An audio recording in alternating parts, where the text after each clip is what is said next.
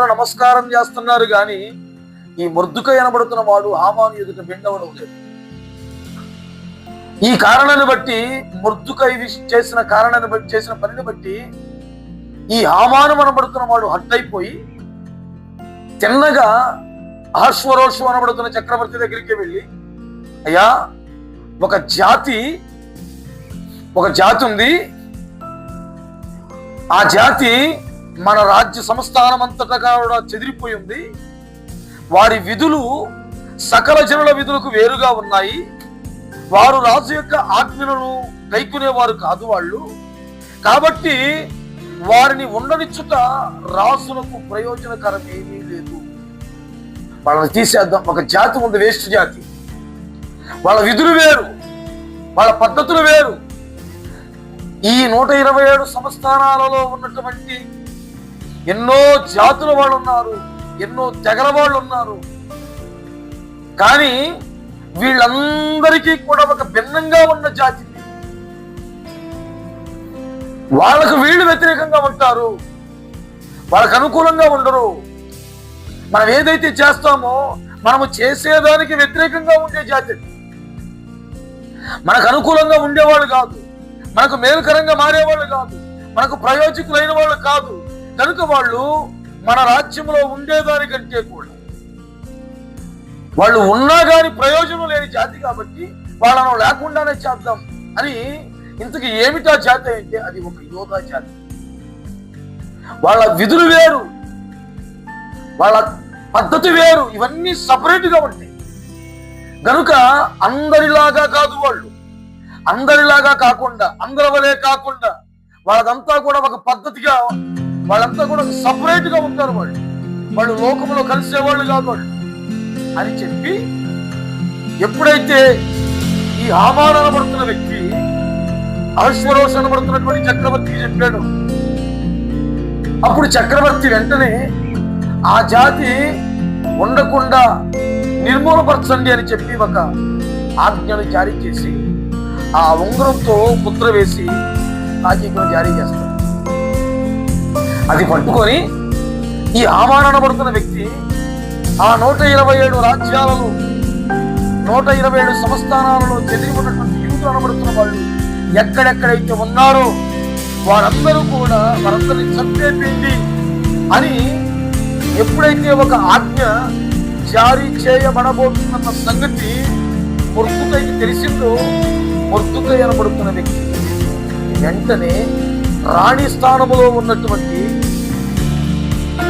ఎస్తేరు అనబడుతున్న వ్యక్తికి తెలియపరిస్తే ఆ సమయంలో ఎస్తేరు మొర్దుకై అనబడుతున్న వ్యక్తి ఇలాంటి ఒక శాసనము చట్టం చేయబడ్డది, యోధ జాతి భూమి మీద లేకుండా తుడిచివేయబడబోతుంది. కనుక నువ్వు రాజు దగ్గరికి వెళ్ళి ఈ శాసనం తారుమారు చేయబడినట్లుగా, ఈ శాసనం కొట్టివేయబడినట్లుగా నువ్వు ఏదో ఒకటి చేసి మన జాతిని నువ్వు కాపాడాలి. లేకపోతే మన జాతిలో ఉన్న ఏ ఒక్కరు కూడా మిగలరు అని మొర్దుకై అనబడుతున్న వ్యక్తి, ఎస్తేరు అనబడుతున్న వ్యక్తి మాట్లాడిస్తే ఆమె ఏమీ పట్టనట్లుగా కనపడుతుంది. ఒకవైపు చూస్తేనేమో తన జాతి మీద, యోధా జాతి మీద సాతాను అనబడుతున్న హామాను అనబడుతున్న వాడు అసలు భూమి మీదే యూదులు అనబడుతున్న వారే లేకుండా ఉండాలని వాడు చేస్తున్నటువంటి ప్రయోగంలో రాణి స్థానంలో ఉన్న ఎస్తేరు ఎలా ఉందట? ఆమె అనుకుంటుంది, ఒకవేళ నా జాతి అంతా కూడా పతనమైపోయింది, నా జాతి అంతా నాశనం అయిపోయింది, నేను ఇప్పుడు రాణి స్థానంలో ఉన్నాను కదా, నాకే డోకా లేదు, నా తండ్రి ఇంటి వారికి ఆపద రాదు, ఒకవేళ వస్తే నా జాతి వాళ్ళు పోతారేమో, నా జాతిలో ఉన్న వాళ్ళందరూ చనిపోతారేమో, కానీ నేను ఇప్పుడు రాణి పొజిషన్ లో ఉన్నాను కదా, నా దాకా ఏ కష్టము రాదు, ఏ తెగులు కూడా రాదు అని ఎస్తేరు నెమ్మక నీరెక్కినట్లుగా సైలెంట్ అయిపోయింది. దేవునికి స్తోత్రం. చూసి ఈ మొర్దుకై అనబడుతున్న వ్యక్తి ఎస్తేరు అనబడుతున్న వ్యక్తి దగ్గరికి ఆఖరిగా ఒక హెచ్చరికకరమైనటువంటి మాట. ఆ మాటే ఇప్పుడు మనం చదువుకుంటాం. ఏమన్నాడు? నీవు ఈ సమయమందు ఏమీ మాట్లాడక మౌనముగానున్న ఎడల, దేవునికి స్తోత్రం. జాగ్రత్తగా వినండి మీరు. నీవు ఈ సమయమందు ఏమీ మాట్లాడకుండా, రాజుతో ఏమీ మాట్లాడకుండా, రాజు దగ్గర ఏమీ విన్నవించకుండా, నాకే ప్రాబ్లం లేదు, నేను మంచిగానే ఉన్నాను, నేను మంచిగా, నా ఇంటి వారు, నా తండ్రి ఇంటి వారు మంచిగానే ఉన్నారు అనుకొని, లేదా నా మట్టుకు నేను బాగానే ఉన్నాను కదా, నాకే హాని రాదు కదా అనుకొని, ఒకవేళ నీవు మాట్లాడకుండా, రాజు దగ్గర ఏమీ మాట్లాడకుండా మౌనముగా ఉన్న ఎడల యూదులకు సహాయమును విడుదలయు మరి ఒక దిక్కు నుండి వచ్చును. దేవునికి స్తోత్రం. నువ్వు వాస్తవానికి నువ్వు మౌనంగా ఉంటే, నువ్వు ప్రార్థన చేయకుండా ఉంటే, నువ్వు సైలెంట్ గా ఉంటే ఏమైంది? మౌనంగా ఉంటే ఒకవేళ యూదులకు సహాయము గాని విడుదల గాని మరి ఒక దిక్కు నుండి రావచ్చు. నువ్వే దిక్కు కాదు, నువ్వు చేస్తేనే పని జరిగిద్దని కాదు. నువ్వు చేసినా, నువ్వు చేయకపోయినా, రాజుతో మాట్లాడినా, రాజుతో మాట్లాడకపోయినా తప్పనిసరిగా యూదులకు విడుదలయు సహాయమును వారి యొక్క దిక్కును వస్తుంది. కానీ నీవును నీ తండ్రి ఇంటి వారును తప్పనిసరిగా నశించిపోతారు. దేవునికి స్తోత్రం. ఎందుకు తెలుసా? ఎందుకు నశించిపోతారని చెబుతున్నాడు? నీవు ఈ సమయమును బట్టి రాజ్యమునకు వచ్చితివేమో ఆలోచించుకో. ఈ వాస్తవానికి నీ పొజిషన్ ఏమిటంటే, నీకు తండ్రి లేడు, నీకు తల్లి లేదు, నీకంటూ కూడా ఆలన చూసేవాళ్ళు ఎవ్వరూ లేరు నీకు. కానీ దేవుడు నీకు ఇచ్చినటువంటి గొప్ప భాగ్యం ఏమిటంటే, ఒక చక్రవర్తికే రాణిగా మార్చబడగలిగినటువంటి ఒక గొప్ప అవకాశాన్ని దేవుడు నీకు ఇచ్చాడు కనుక ఇప్పుడు ఈ సమయమున నువ్వు ఎలా ఉండకూడదట? నీ జాతి మీదకి లేదా నీ కుటుంబం మీదకి ఏదో ఒక భయంకరమైనటువంటి సాతానుడు శోధించి నీ కుటుంబాలే లేకుండా, నీ జాతినే లేకుండా చేయాలని కోరుకుంటున్నప్పుడు, ఈ విషయం నీకు తెలిసినప్పుడు, నీకు అర్థమైనప్పుడు నువ్వు ఎలా ఉండకూడదట? మౌనంగా ఉండకూడదు. తెలియక మౌనంగా ఉంటే అనుకోవచ్చు. ఆల్రెడీ నీకు తెలిసిందిగా,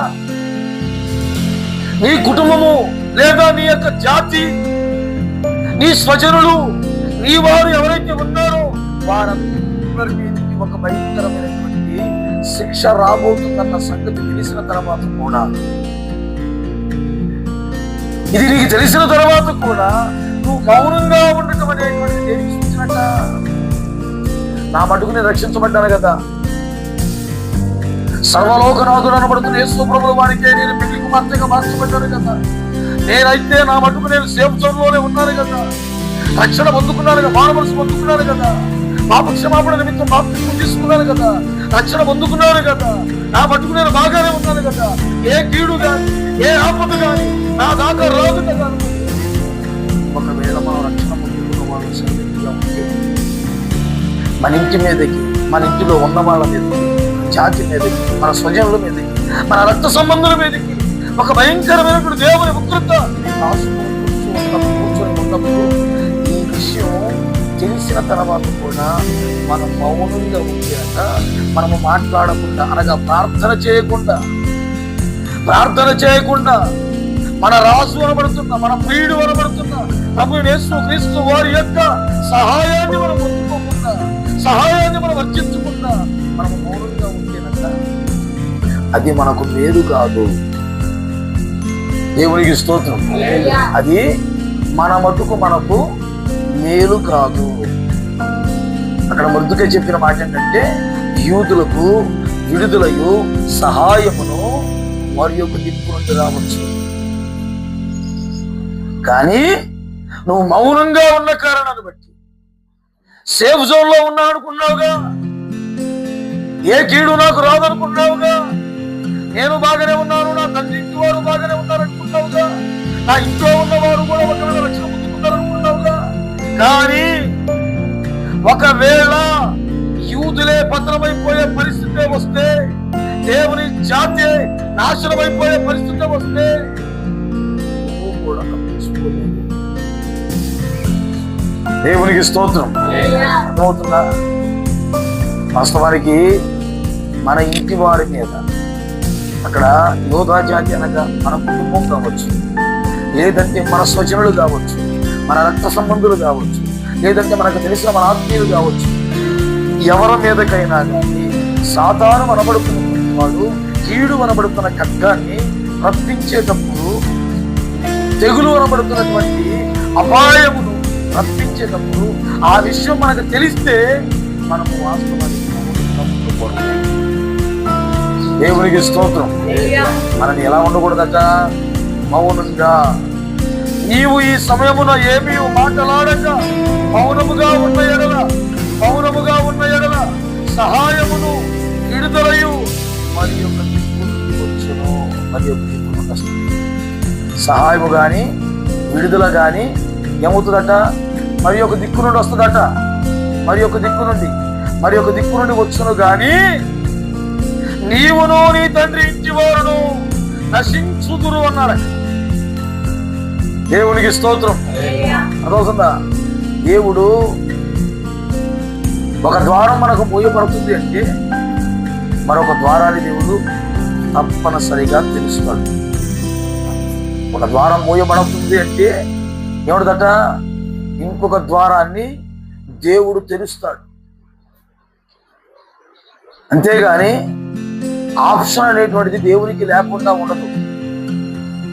నోవాహు వాడలో నుండి దేవుడు కాకిని వదిలిపెడితే అది జవాబు తెచ్చిందా? జవాబు తేలేదు. జవాబు తేకపోయేసరికి 7 రోజులు వెయిటింగ్ చేసి దేవుడు ఏం వదిలిపెట్టాడు? నోవాహు నల్ల పావురాన్ని